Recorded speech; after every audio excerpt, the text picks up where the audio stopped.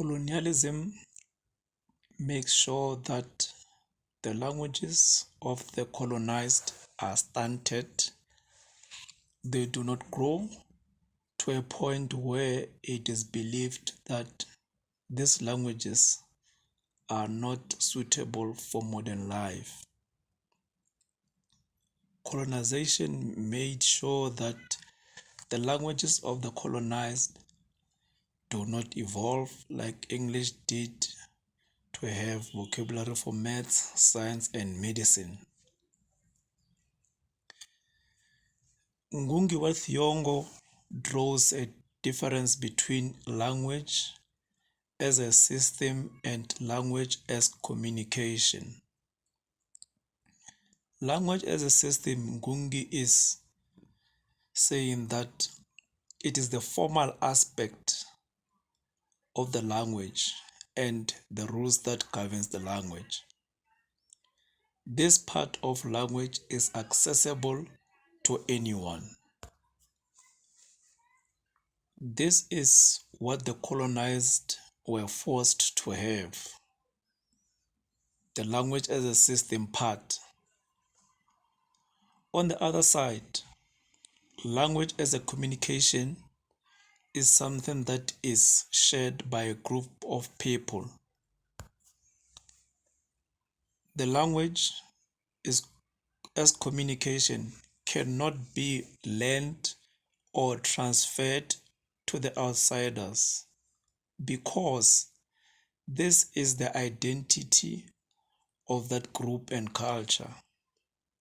This aspect of language allows culture to grow and ways of life to pass from one generation to the other. Ngungi says that in all colonies, there is something that happens to the colonized. They are compelled to use one language at home and the colonizer's language at school. As such, the native's language cannot evolve and become stagnant, and the colonized people in all colonies are alienated from their culture, and as such, they lose independent sense of identity. Fanon states that a black man has two dimensions, one with his fellow and the other with the white man. The reason why the colonized have to have two dimensions is that the colonized sees themselves below the colonizer and they have to take a different posture when dealing with the colonizer. This is a privilege that needs to be accorded to whiteness, and this is as a result of decades of violent colonization, and this phenomenon is passed from generation to the other of the colonized. The phenomenon of worshipping whiteness. Fanon additionally states that the colonized is elevated above his jungle status in proportion to his adoption of the mother country's cultural standards. He becomes whiter as he renounces his blackness, his jungle. This point illustrates that the colonized sees everything that is associated with whiteness as good, and that is why they aspire to be white, thereby rejecting everything black. The psychological effect of assimilating white culture is that the colonized culture remains stagnant. The language of the colonized will not evolve with time as the colonized is busy trying to master the language and the culture of the colonizer.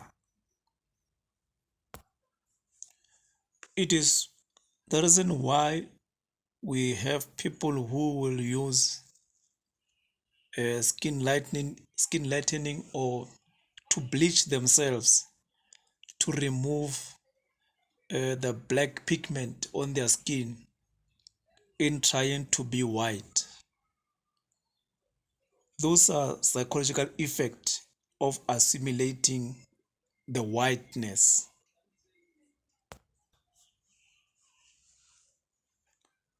In the South African context, there are black people who their kids do not know their parents' languages.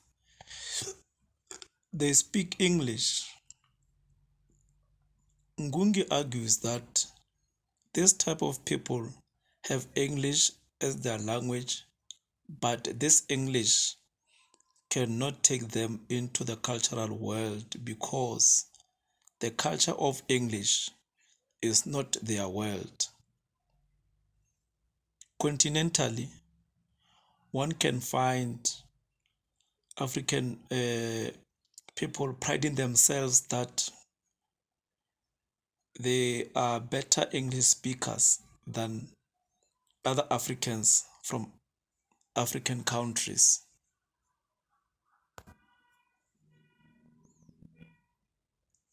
Colonialism is about the self, the other, and there are those outside of the realm of the self and other. Fanon calls this zone of non-beings.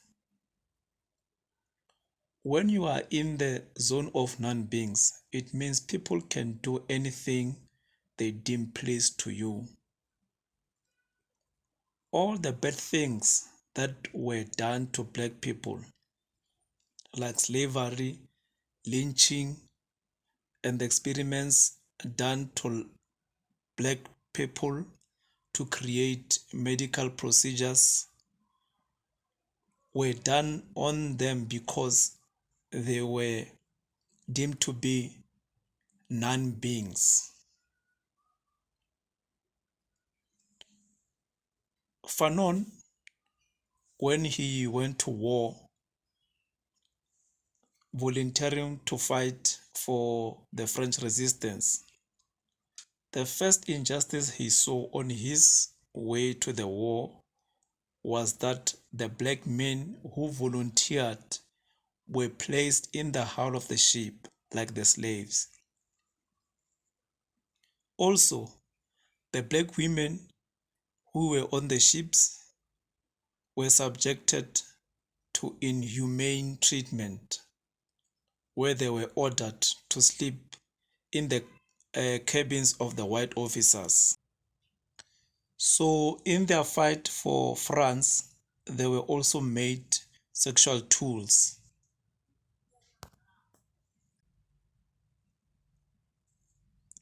Colonization and its effects are still visible and part of everyday life. In many parts of the world, including South Africa, the colonizer segregated people into two parts.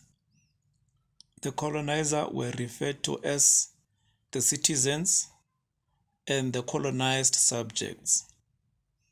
The colonizer would, in many instances, occupy urban areas and the colonized the rural areas.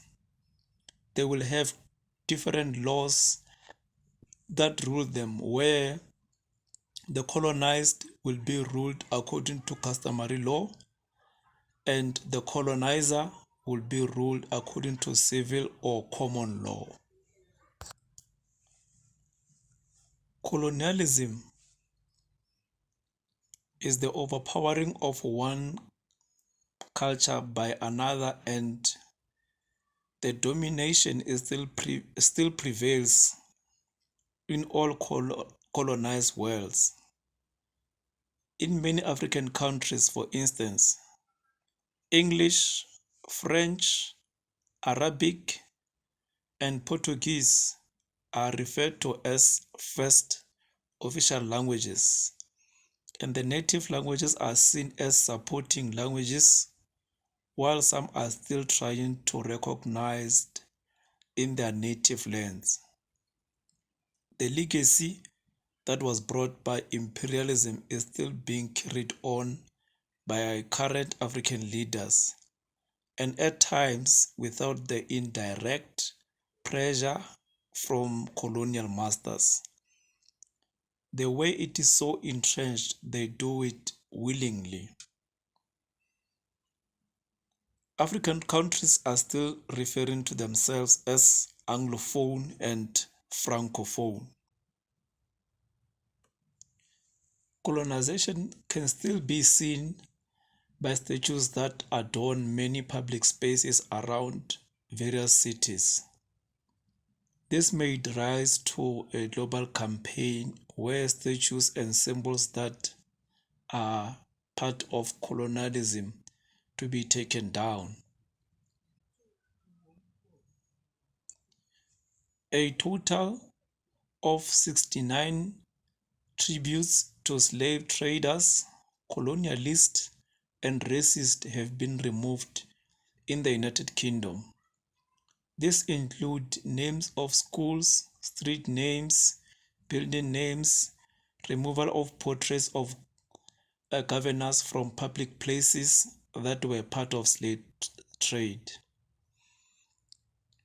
The Black Lives Matter movement in the United States of America shone light at the remnants of continued colonial manifestation. The statue of Edward Ward Carmack was removed after adorning the city of Nashville for more than 90 years. Carmack, in one of his racist acts, endorsed the lynching of three black men who were trying to open a grocery store. There are many statues that were removed in the USA, including that of Jefferson Davis, Christopher Columbus, and the statue of Confederate artillerymen. In South Africa, the statue of British colonialist Cecil Rhodes was removed from Cape Town University campus. The statue of Paul Kruger was also about to be removed as there were many protests around the Pretoria CBD, and it was therefore fenced. As an intervention, the Minister of Arts and Culture, Natim Tetwa, said that the statues that celebrate colonial history will be removed and taken to a memorial place. Elsewhere on the continent, in Kenya, the statue of Britain's Queen Victoria was knocked down and beheaded. In Congo, the statue of King Leopold II was taken down. The role played by giving direct interviews for students to provide their views can be best described as phenomenology. Phenomenology take into consideration the experience of the individuals. It eliminates the distance between the researcher and the subject, and it does not approach the research through certain theory or through another perspective. The student gave their lived experience in the interview. The language policy of the institution was not inclusive enough, as students alluded that sometimes the translator would not give adequate information or miss certain information. Also, the students have to split their concentration where they have to listen to the lecturer and also listen to the translator. and that sometimes put them at the back foot. The lesson learned here is that many injustices that happened before democracy are still entrenched in the system, and it will take a collective effort to eradicate all of them. All aspects of colonialism have to be effectively dealt with both in the public and the private spaces.